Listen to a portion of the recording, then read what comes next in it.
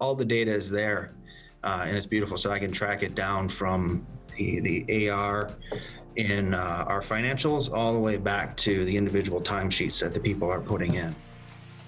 Welcome to the BigTime Podcast, where we have honest conversations with industry professionals who have advice that's right for you.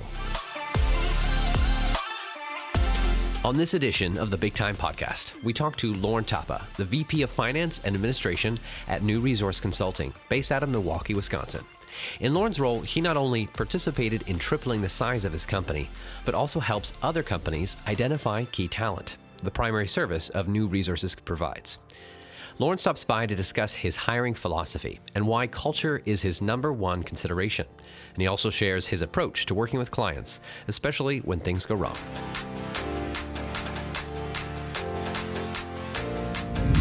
Welcome. I'm your host, Alexander. I'm joined here by my guest, Lorne Tappa, VP of Finance and Administration at New Resource Consulting, based in Milwaukee, Wisconsin. Welcome, Lorne. Good to have you on. Glad to be here. Now, help me understand. Let's just start off. Tell me a little bit about New Resource Group. How do you guys provide your services, and where are your groups of divisions that you're focused on? Yeah, so we're a specialty IT consulting company, professional services. I think we have 5 main groups and areas that we support our clients with. Should I run through those? We have our managed services group providing outsourced support for clients' core systems, focused primarily on Oracle Cloud and PeopleSoft. We have our enterprise solutions group, which is upgrades and special projects within, again, primarily Oracle Cloud and PeopleSoft. Our healthcare solutions group focused on the specialty software that is prevalent in hospitals, including Epic.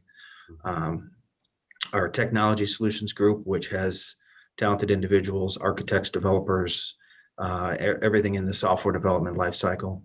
And then our management consulting group, which is primarily project management, business analysts, those types of folks.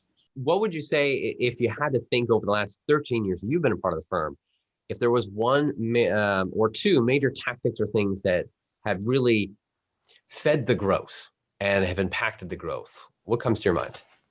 We invest a lot in getting to know our clients, building those relationships. That's allowed us to certainly expand the amount of work we do for our existing clients. So growth is a mix between, organic growth is a mix between expanding our current accounts and adding new accounts, right? So you'd say you've really just doubled down on, all right, what are our existing clients? How can we just serve them better versus, hey, let's just get more clients? Right. It's a mix of both, right? So we plan to add approximately 1 new client per month. And the client needs will ebb and flow, right? So our top 5 clients are very different than now today versus, say 10 years ago. For you guys, when it comes to growth, do you guys rely a lot on word of mouth? Do you guys do a lot of marketing? How do you balance that? Yeah, it's reputation, it's trust, it's relationships. As far as winning new business, we have to deliver well for our current existing clients. We have some great folks out there that have served as references for us, and our ability to do what's right for the client. So we're kind of a boutique player. Knowing those different verticals that you're serving, have you always had those verticals, and how did you start a new vertical or group and say, okay, it's time to go after this? So the newest group is our managed services group.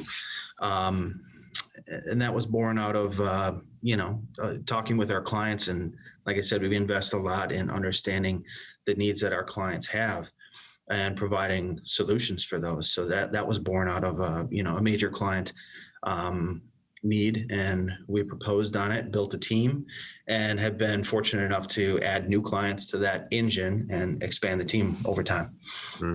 How do you make sure your brand can compete with other much larger firms?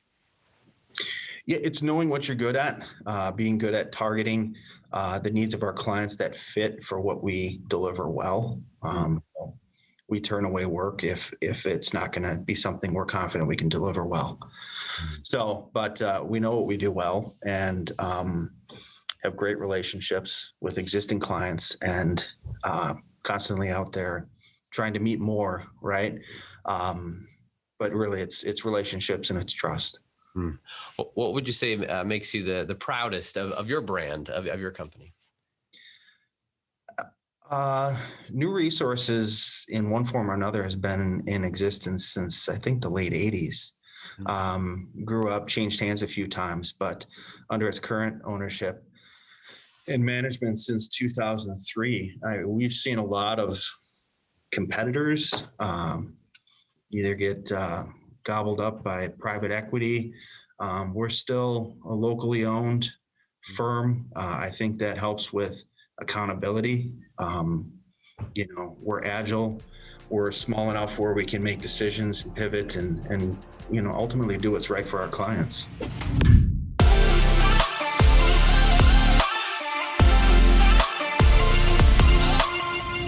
Lorne, help me understand, for when you're working with clients, I'm just kind of shifting the conversation here.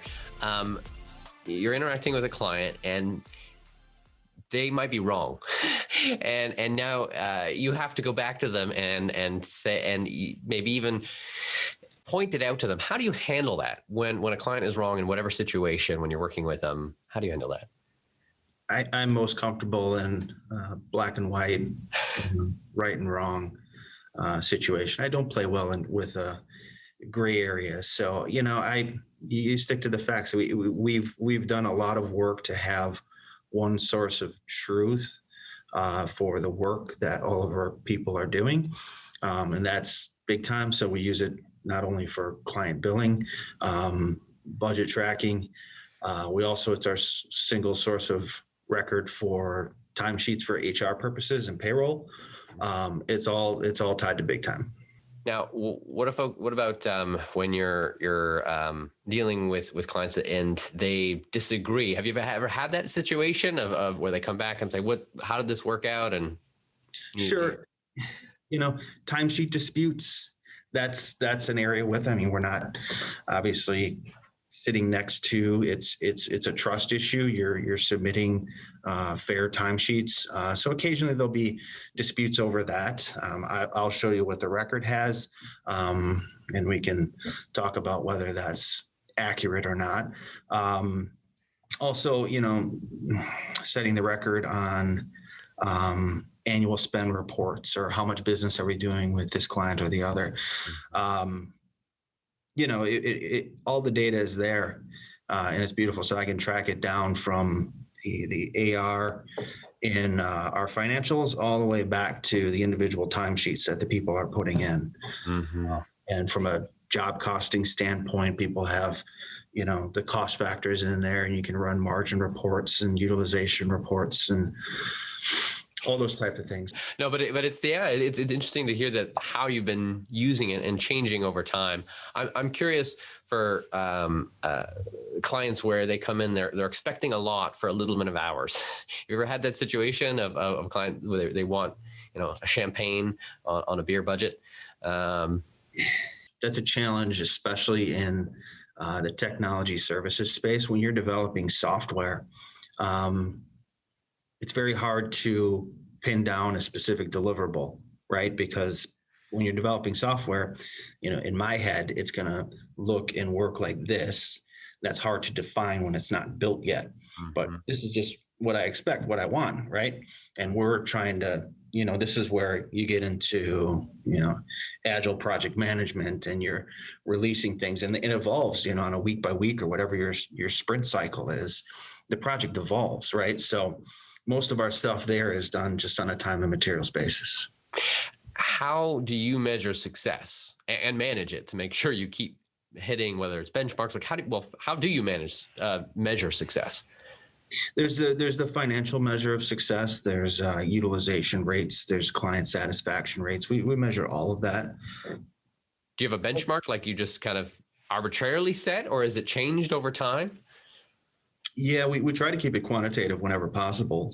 So from a client satisfaction standpoint, we do the Net Promoter Score surveys. We get high marks there. From a utilization standpoint, having enough work to keep our people busy, and then it all kind of flows into the financial performance of the business, gross margins, and all of that.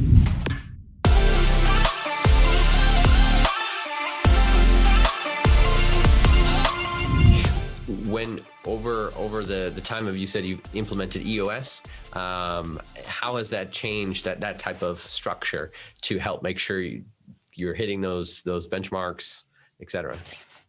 Yeah, I'm assuming there's other EOS folks watching this, right? So, part of this is your data dashboard, right? Your numbers that you track as a leadership team, and then the different divisions. A lot of those numbers are coming from BigTime. Certainly revenue, utilization. Those are things that we look at and discuss weekly to make sure that they're on track. And it's pretty easy to get those, out of BigTime. And if you had to share a word of wisdom or advice to other professional service firms when it comes to how they should spend their time, what comes to your mind? Consolidating your data, right? Data is powerful. BigTime is obviously one of our core systems that we use here, and trying to keep the number of products you use to a minimum, right? That's a bit of advice I would have. It's obviously, you can't just run your business with BigTime. It's not a financial reporting package. So you need that piece to it. It integrates with, other pieces of software to manage that. And it's not a CRM. So, but it does accomplish a lot, especially for a professional services firm. For more info, go to podcasts.bigtime.net and be sure to subscribe to the BigTime Podcast to get notified when our next episode goes live.